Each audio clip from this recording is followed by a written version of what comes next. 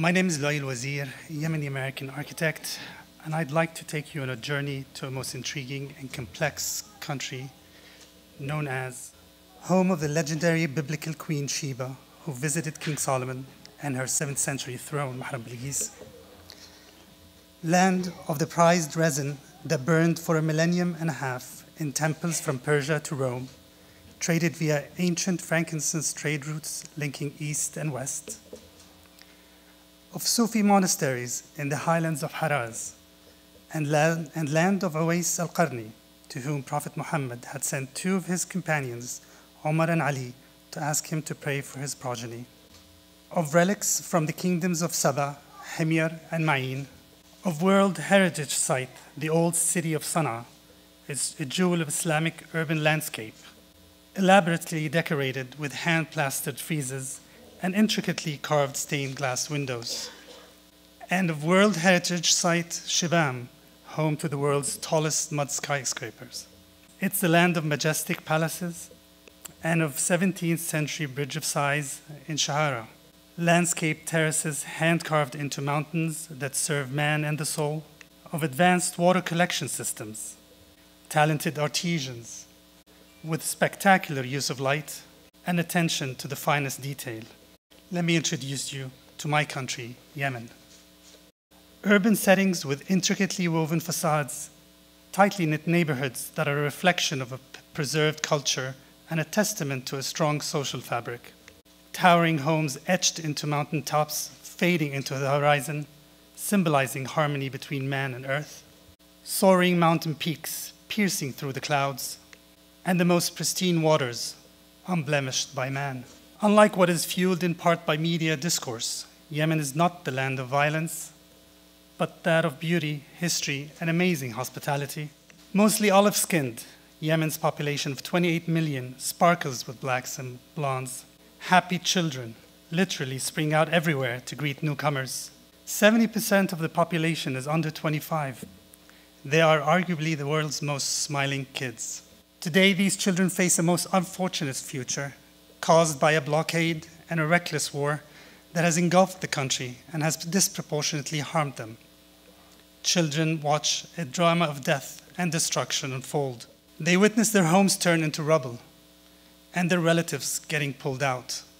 They are tormented, their schools destroyed, and they witness friends become child soldiers and not return. Fearful as they fetch water and terrified by the sound of roaring fighter jets, they have been displaced by force. Burdened by starvation and many diseases previously eradicated, the children of Yemen are silently succumbing to death. According to Save the Children, over 50,000 children are believed to have died in 2017 alone. Parents are burying their own children, and many survivors are incapacitated. To the world, they have become mere numbers. To their families, they are the center of the universe.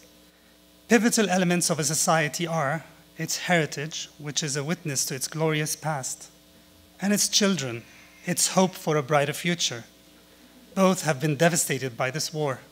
The war's destructive effects on heritage is negligible in comparison with human suffering, but it is still a crime against humanity.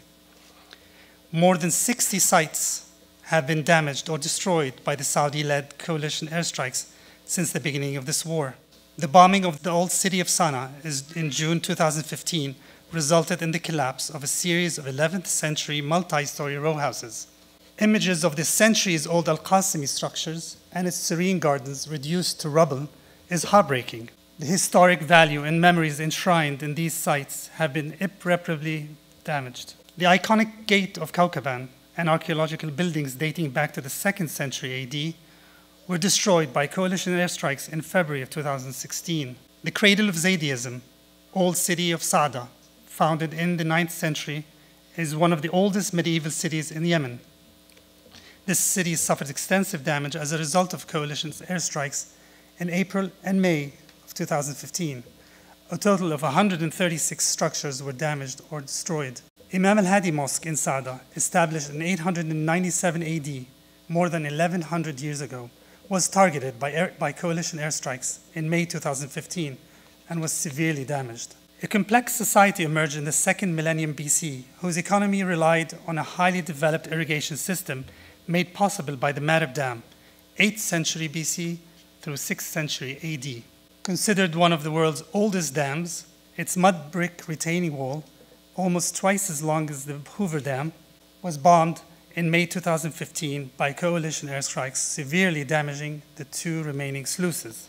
The 12th century Al-Qahira citadel in Taiz, overlooking the city and along the caravan trade routes, was bombed twice in May 2015, causing severe damages. The Regional Museum of Damar, which contained thousands of artifacts from the Himyarite kingdom, was also the repository for more than 150 ancient South Arabian inscriptions, including the oldest known inscriptions from the highlands. It was totally decimated by coalition airstrikes in May 2015. Temple of Naqra in Baraqish, the capital of the Ma'in kingdom, dating from the first millennium BC, had been previously painstakingly restored by an Italian team of archaeologists between 2003 and 2004. It suffered extensive damage from coalition airstrikes in July 2015. Al-Maqqa Temple in Sirwah, dedicated to the Sabaean moon god, was severely damaged by coalition airstrikes in January 2016. Damage to the main tower resulted in a cracked inscription dating back to the 7th century BC. The war has also enabled extremist groups, especially in the south, to destroy many Sufi tombs and shrines that were annually visited by pilgrims.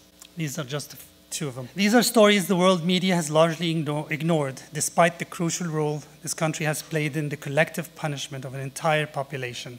The voices of these children are drowned by powerful institutions. I speak for those children and Yemen's heritage, voices unheard and unable to stand in front of you.